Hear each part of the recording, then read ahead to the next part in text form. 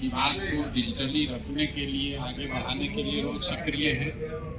ज़्यादातर लोग जो डिजिटल माध्यमों का उपयोग कर रहे हैं, ये 2014 के बाद उन्होंने ये विधा सीखी।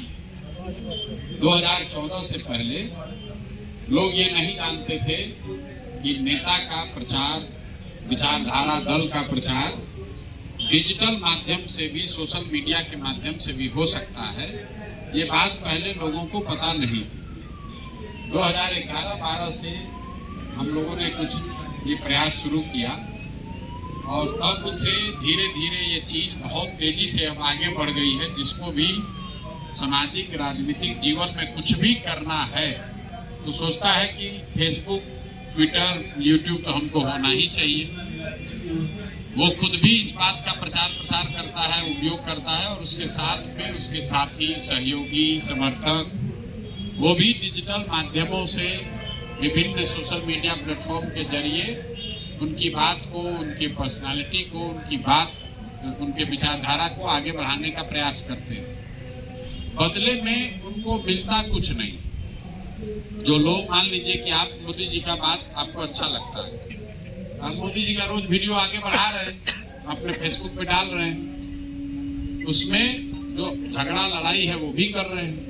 लोग गाली दे रहा था, आप भी उसको गाली दे के जवाब दे रहे हैं। घंटों अपना इस बात पर लगा रहे हैं कि जो हमारे नेता या दल के खिलाफ कुछ बोल रहा है उसका जवाब तुरंत देन एंड देयर वहां लोग देना चाहते हैं। इसमें जो लोग बहुत देश के स्तर पर ऊपर हो गए हैं, 2, 4, 10, 5, 50 हर दल में, वो कभी कभार नेता से 1-2 बार मिल लिया, फोटो खिंचा लिया। यही बहुत बड़ी बात है कि भाई हम आरजेडी के डिजिटल के सक्रिय साथी हैं, एक बार गए तेजस्वी यादव से फोटो खिंचा लिए, उसको फ्रेम लगा कर बैठे और उसी के एवज में जीवन भर न तो कम से कम साल, 2 साल, 4 साल, 5 साल, रोज 2 घंटा 4 घंटा, 2 घंटा आप पढ़ाई कर सकते थे, वो 2 घंटा इंटरनेट पर कुछ सीख सकते थे, लेकिन वो छोड़कर नेता की बात को आगे बढ़ाने में लगे हुए। ये काम शुरुआती दिनों में कई लोगों को लगता है कि हम ही ने शुरू किया है, लेकिन अब जब हम बिहार आए हैं तो हमने देखा कि इसको आगे कैसे बढ़ाया जाए। ये तो बहुत लोग सीख लिया, बहुत आदमी फेसबुक का, यूट्यूब चलाने जान गया। जो नेता को अपना नाम नहीं लिखने आता है वो भी फेसबुक चलवा रहा है। जो देखते हैं जिसको अंग्रेजी का एक शब्द नहीं आता है वो अंग्रेजी में बढ़िया ट्वीट करता है, कोई दूसरा आदमी ट्वीट करता है, उसको तो मालूम है नहीं।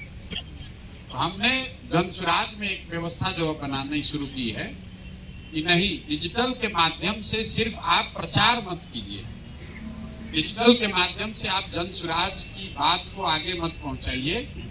डिजिटल के माध्यम से बिहार में बदलाव हो, इस प्रयास में आप कुछ योगदान तो कीजिए, जनसुराज की बात बढ़ाइए, प्रशांत किशोर का झंडा बुलंद कीजिए, लेकिन साथ साथ में आपके लिए भी कुछ हो। मान लीजिए कि लाखों लोग आज भाजपा का जो फेसबुक पेज पर डाल रहे हैं, तो जीवन में कभी भाजपा वाले उसको पूछेंगे भी नहीं, ना कभी मोदी जी से मिलेंगे, ना उनको कुछ मिलना है, क्योंकि जो आदमी संगठन में है वो तो फिर भी कुछ पा जाएगा, गिरते बढ़ते 10, 15, 20 वर्ष में कोई पद पा जाएगा। डिजिटल के लिए तो जो बड़े दल हैं उसमें कहीं कहीं अब डिजिटल का, सोशल मीडिया का संभाग वगैरह बन रहा है, लेकिन बहुत कम ऐसे लोग होंगे पूरे देश में। हमको लगता है इक्का दुक्का। सूरत में अभी एक हमने सुना था कि डिजिटल के एक बड़े साथी को एमपी का टिकट मिला, लेकिन ज्यादातर डिजिटल में बहुत प्रभाव रखने वाले लोगों को भी राजनीतिक संगठनात्मक या चुनाव में कोई जवाबदेही नहीं मिलती। तो जो व्यवस्था हम लोग बना रहे हैं इसमें सबसे पहले ये है कि आपको इससे क्या फायदा है। आप बिहार के सुधारने के लिए कंधार लगा रहे हैं तो ठीक बात है, बात को आगे पहुंचा रहे हैं ये भी ठीक है, जनसुराज के मजबूत साथी हैं ये भी ठीक है, लेकिन आपका क्या फायदा हुआ। आप तो चुनाव ज्यादातर लोग नहीं लड़ पाएंगे अभी, आप तो कोई जरूरी नहीं है कि संगठन में बहुत बड़ी जगह पर आ जाए। इसलिए हमने ये व्यवस्था बनाई कि इसमें एक और फॉर्मूला ऐसा है, अभी तक लोगों ने सीखा कि इसका इस्तेमाल प्रचार के लिए कैसे हो सकता है, लेकिन थोड़ा सा इसको और बेहतर अगर इसको समझ लीजिए तो लोग ये भी सीख जाएंगे कि प्रचार के साथ साथ इससे कमाई कैसे हो सकता है। ये ऐसी विधा है जिससे लोग अपने घर पर बैठ के प्रचार तो करेंगे ही, बिहार के बदलाव में योगदान कर पाएंगे, अपने नेता विचारधारा दल की बात आगे बढ़ाएंगे, साथ में कुछ पैसा भी कमा सकते हैं। कुछ नहीं, अगर आपकी क्षमता पर है, बहुत ज्यादा पैसा भी कमा सकते हैं। वही सिखाने के लिए अब हम लोगों ने धीरे धीरे इस व्यवस्था को आगे बढ़ाना शुरू किया है और कोई 60-70 हजार बच्चे युवा जन स्वराज के डिजिटल आर्मी से जुड़े हुए, अलग अलग नाम से, कोई डिजिटल वाहिनी है, कोई डिजिटल योद्धा है, कोई अभी आप लोग प्रखंड के प्रभारी बनाए जा रहे हैं। तो प्रखंड के प्रभारी वो लोग बनाए जा रहे हैं, करना भी हमको ये सीखना उखना पैसा नहीं, हम तो दल के लिए राजनीतिक कैरियर बनाना चाहते हैं। तो उसी 60-70 हमारा लक्ष्य है, ये है कि 2025 तक, जब तक ये अभियान का पहला चरण पूरा हो, एक बार वोट हो, तो कम से कम 1 लाख बिहार के बच्चों को प्रशिक्षित करके इन प्लेटफॉर्म से के जरिए कुछ न कुछ कमाने की व्यवस्था कर दी जाए।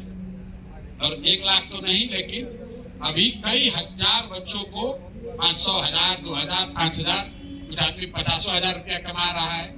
और ये पैसा कौन दे रहा है?